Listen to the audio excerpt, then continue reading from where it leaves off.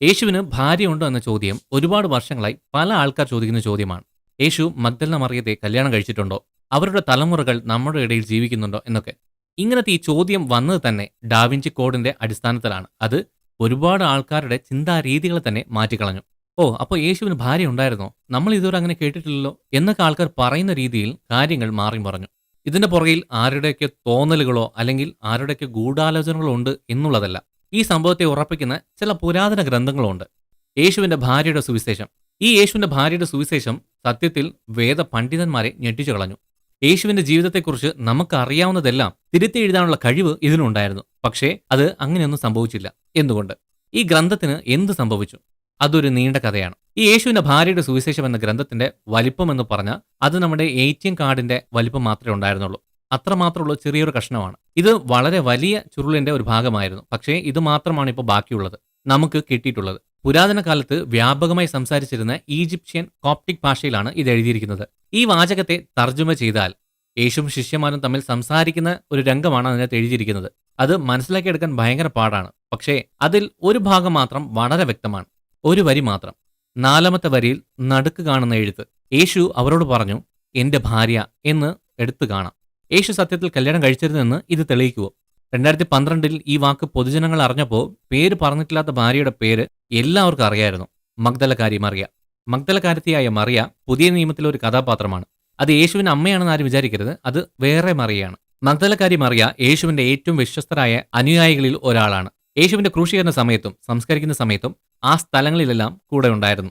യേശു ഉയർത്തെഴുന്നേറ്റെന്ന് ആദ്യമായി സാക്ഷ്യം പറഞ്ഞ വ്യക്തിയാണ് ഈ മഗ്ദലക്കാരത്തി. എന്നിരുന്നാലും അവൾ യേശുവിന്റെ ഭാര്യയാണെന്ന് എവിടെയും പറയുന്നില്ല. സത്യത്തിൽ പുതിയ നിയമത്തിൽ ഒരിടത്തും യേശു കല്യാണം കഴിച്ചിട്ടുണ്ടെന്ന് പറയുന്നില്ല. ഇക്കാരണത്താൽ അദ്ദേഹം ബ്രഹ്മചാരിയാണെന്നാണ് എല്ലാവരും മനസ്സിലാക്കിയിരിക്കുന്നത്. യേശുവും മറിയയും തമ്മിലുള്ള രഹസ്യബന്ധം ഉണ്ടായിരുന്നു എന്ന ആശയം എല്ലാവർക്കും എങ്ങനെ അറിയാമെന്ന് പറഞ്ഞാൽ അത് ഡാൻ ബ്രോൺ എന്ന ആളുടെ ഏറ്റവും കൂടുതൽ വിറ്റുപോയ ഡാവിഞ്ചി കോഡ് എന്ന പുസ്തകത്തിലൂടെയാണ്. ഈ പുസ്തകത്തിന്റെയും സിനിമയുടെയും വിജയം ഒരുപാട് ആൾക്കാരുടെ ചിന്തകളെയും മാറ്റിക്കളഞ്ഞു. ചില ആളുകൾ ഞങ്ങൾ യേശുവിന് നേരിട്ടുള്ള തലമുറയാണെന്ന് പോലും അവകാശപ്പെട്ടു. സിനിമകളും ഗൂഢാലോചനകളും മാറ്റി നിർത്തിയാൽ യേശുവിന് ഒരു ഭാര്യയുണ്ട് എന്നത് യഥാർത്ഥത്തിൽ ഒരു പുരാതന ആശയമാണ്. ഗ്നോസ്റ്റിക് ക്രിസ്ത്യാനിറ്റിയിൽ പറയുന്നുണ്ട്. ഗ്നോസ്റ്റിക് ക്രിസ്ത്യാനിറ്റി എന്ന് പറഞ്ഞാൽ ആദ്യ നൂറ്റാണ്ടിൽ ഈജിപ്തിൽ ഉണ്ടായിരുന്ന കുറച്ച് ക്രിസ്തീയ പുസ്തകങ്ങൾ ഉൾക്കൊള്ളിച്ചിട്ടുള്ള ഒരു പുസ്തകമാണത്. അതിൽ ഈ ഭൂമി ഉണ്ടാക്കിയത് ഒരു പിശാചാണെന്നും പറയുന്നുണ്ട്. യേശുവിനെ കുറിച്ച് ആഴമായി ഞങ്ങൾക്കറിയാം എന്ന് അവിടുത്തെ ജ്ഞാനവാദികൾ വിശ്വസിച്ചു. പ്രത്യേകിച്ച് അവരുടെ വിശുദ്ധ ഗ്രന്ഥങ്ങളിലും പറഞ്ഞിട്ടുണ്ട്. ചിലർ അവരുടെ സുവിശേഷം അവർ തന്നെ ഉണ്ടാക്കുന്നു എന്നാണ് പറയുന്നത്. പ്രത്യേകിച്ച് മഗ്ദലക്കാരത്തി മറിയയുടെ സ്ഥാനത്തെക്കുറിച്ച്. ഇതിൽ നിന്ന് ഒരു ഭാഗമാണ് ഈ പറയുന്ന മറിയയുടെ സുവിശേഷം. അതിൽ ഒരു ഭാഗത്ത് പത്രോസ് മറിയയോട് പറയുന്നുണ്ട്, സഹോദരി, മറ്റെല്ലാ സ്ത്രീകളെക്കാളും രക്ഷകൻ നിന്നെ ഒരുപാട് സ്നേഹിക്കുന്നുണ്ട് എന്ന് ഞങ്ങൾക്കറിയാമെന്നാണ്. അതേപോലെ അതിലുള്ള ഫിലിപ്പോസിന്റെ സുവിശേഷത്തിലും ഇങ്ങനെ പറയുന്നു, യേശുവിന്റെ കൂട്ടുകാരി എന്ന് മഗ്ദലക്കാരത്തെക്കുറിച്ച് വിശേഷിപ്പിക്കുന്നുണ്ട്. അത് ഇങ്ങനെയാണ് പറയുന്നത്, എല്ലാ ശിഷ്യന്മാരെക്കാളും അവളെ സ്നേഹിക്കുകയും പലപ്പോഴും അവളുടെ വായിൽ ചുംബിക്കുകയും ചെയ്തു എന്നാണ്. യേശുവിന്റെ ഭാര്യയുടെ സുവിശേഷം ഈ ഗ്നോസ്റ്റിക് ടെക്സ്റ്റ്, അതായത് ഈ ജ്ഞാനഗ്രന്ഥങ്ങളിൽ ഒന്നാണെന്നാണ് കരുതുന്നത്. ഈ ഗ്രന്ഥം മാത്രമാണ് യേശുവിന് ഒരു ഭാര്യ ഉണ്ടായിരുന്നുവെന്ന് പറയുന്നത്.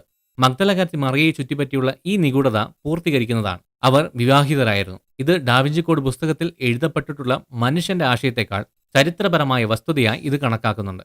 ഈ ജ്ഞാനഗ്രന്ഥങ്ങൾ അതിന് ഊന്നൽ നൽകുന്നുണ്ട്.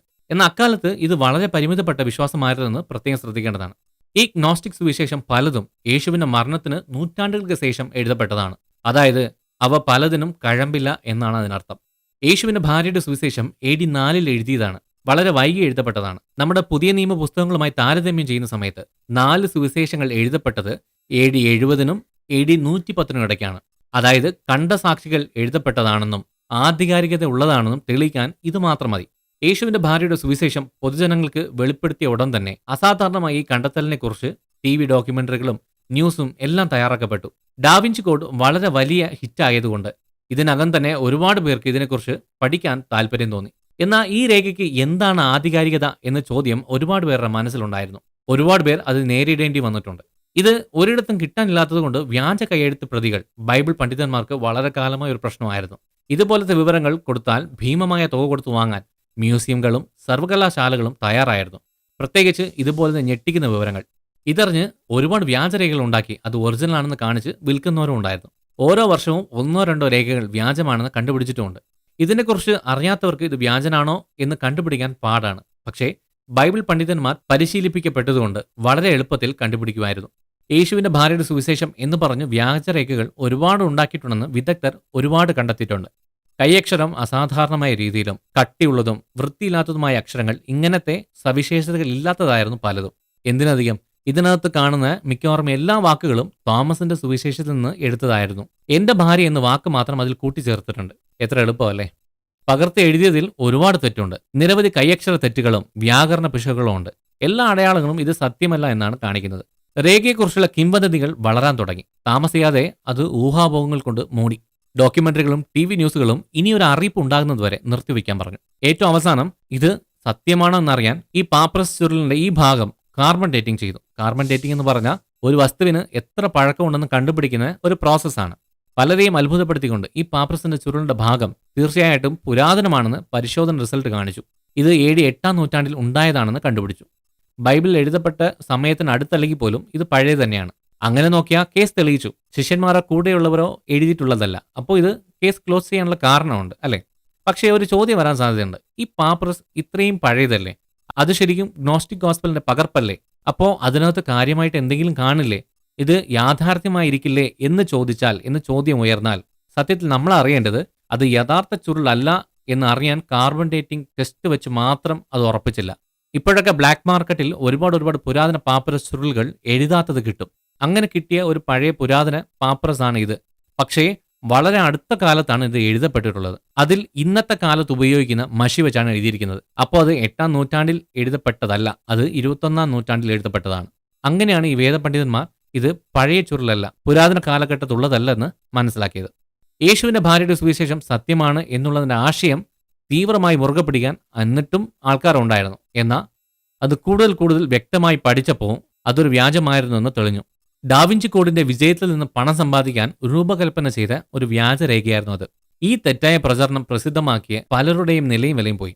ചില ബൈബിൾ പണ്ഡിതന്മാർക്ക് പ്രശസ്തി കൊണ്ട് നിറഞ്ഞു. പക്ഷെ ചിലർക്ക് അവരുടെ സ്ഥാനങ്ങൾ നഷ്ടപ്പെട്ടു. ഇതിന്റെ ആഘോഷങ്ങളെല്ലാം തണുത്ത ശേഷം എന്തോ ഒരു കാര്യം മാത്രം വിട്ടുപോയതുപോലെ പലർക്കും ഉണ്ടായിരുന്നു. അതെന്താന്ന് വെച്ചാൽ, ഈ കള്ളക്കഥ ആരാണ് ഉണ്ടാക്കിയത്? ഈ കള്ളക്കഥ ഇങ്ങനെ പ്രചരിപ്പിച്ചത് ആരാണ് എന്ന ചോദ്യം വല്ലാതെ ആൾക്കാരെ അലട്ടി തുടങ്ങി. ആ സമയത്ത് അറ്റ്ലാന്റിയയിൽ നിന്ന് ഒരു വാർത്ത വന്നു. ഫ്ലോറിഡയിൽ താമസിക്കുന്ന ഒരു ജർമ്മൻ കുടിയേറ്റക്കാരനായ വാൾട്ടർ ഫ്രിറ്റ്സ്, അദ്ദേഹത്തിലേക്ക് അന്വേഷണം എത്തി. ഇത്തരത്തിലുള്ള തട്ടിപ്പിന് യോഗ്യനായ ആൾ തന്നെയായിരുന്നു ഈ ഫ്രിറ്റ്സ്. കോപ്റ്റിക് ഈജിപ്ഷ്യൻ ഭാഷ വിദ്യാർത്ഥിയായിരുന്നു അദ്ദേഹം. കോപ്പി അടിച്ച് എഴുതിയത് കൊണ്ട് സർവകലാശാലയിൽ നിന്ന് പുറത്താക്കപ്പെട്ടതാണ് ഇയാൾ. നീയാണോ ഈ തട്ടിപ്പെല്ലാം ഉണ്ടാക്കിയത് എന്ന് ചോദിച്ചപ്പോൾ അദ്ദേഹം അത് ആദ്യം നിരസിച്ചു, അവസാനം സമ്മതിച്ചു. എന്നിട്ട് അവസാനം ഇങ്ങനെ പറഞ്ഞു, അങ്ങനെ ചെയ്യാൻ കഴിഞ്ഞിട്ടുണ്ടാകാം ഞാൻ ശ്രമിച്ചിരുന്നെങ്കിലെന്ന്. ഈ യേശുവിന്റെ ഭാര്യയുടെ ഈ ചുരുൾ സത്യമായിരുന്നെങ്കിൽ യേശുവിന്റെ ഭാര്യയുടെ സുവിശേഷം ഒരു അത്ഭുതകരമായ കണ്ടെത്തലാകുമായിരുന്നു. പലർക്കും യേശു വിവാഹിതനായിരുന്നു എന്ന് തെളിയിക്കപ്പെടണമായിരുന്നു. എന്നാൽ കാലക്രമേണ ഈ ചുരുളിന്റെ ഭാഗം ഒരു തട്ടിപ്പാണെന്ന് കണ്ടുപിടിക്കപ്പെട്ടു. ഈ രേഖ സത്യത്തിൽ പറ്റിക്കപ്പെടാനാണ് ഉണ്ടാക്കിയതെങ്കിലും രസകരമായ ചില കാര്യങ്ങൾ ഇത് കാരണം ഉണ്ടായി. ഉദാഹരണത്തിന്, യേശുവിന്റെ ജീവിതത്തെക്കുറിച്ച് നിങ്ങൾക്ക് എത്രത്തോളം അറിയാം എന്ന് ആരെങ്കിലും ചോദിച്ചാൽ നമ്മുടെ അടുത്തുള്ളത് പുതിയ നിയമത്തിൽ നിന്നും മറ്റ് ചില പുസ്തകങ്ങളിൽ നിന്നും ഉള്ള അറിവ് മാത്രമാണ്. എന്നാൽ അവ സത്യത്തിൽ യേശുവിന്റെ ജീവിതത്തിന്റെ അവസാനത്തെ ഏതാനും വർഷങ്ങൾ മാത്രമേ അതിൽ ഉൾക്കൊള്ളിച്ചിട്ടുള്ളൂ. ഏറ്റവും പ്രധാനമായി യേശുവിനെക്കുറിച്ച് നമുക്ക് വളരെ കുറച്ചേ അറിയാവുള്ളൂ എന്നുള്ളതാണ് സത്യം. ഇനിയും ഒരുപാട് ചുരുളുകൾ ഒരുപക്ഷെ കണ്ടുപിടിക്കപ്പെട്ടേക്കാം. അതിൽ ബാക്കി അറിവ് നമുക്ക് കിട്ടിയെന്ന് വരാം. നമുക്കത് പ്രതീക്ഷയോടെ കാത്തിരിക്കാം. പക്ഷേ എങ്ങനത്തെ ചുരുൾ വന്നാലും അതിന്റെ സത്യാവസ്ഥ മനസ്സിലാക്കി അതിൽ വിശ്വസിക്കാൻ പാടുള്ളൂ. ഈ വീഡിയോ ഇഷ്ടമായ ലൈക്ക് ചെയ്യുക, സബ്സ്ക്രൈബ് ചെയ്യുക. നിങ്ങളുടെ അഭിപ്രായങ്ങൾ താഴെ കമന്റ് ബോക്സിൽ രേഖപ്പെടുത്തുക. നിങ്ങൾ ദൈവത്താൽ അനുഗ്രഹിക്കപ്പെട്ടവർ.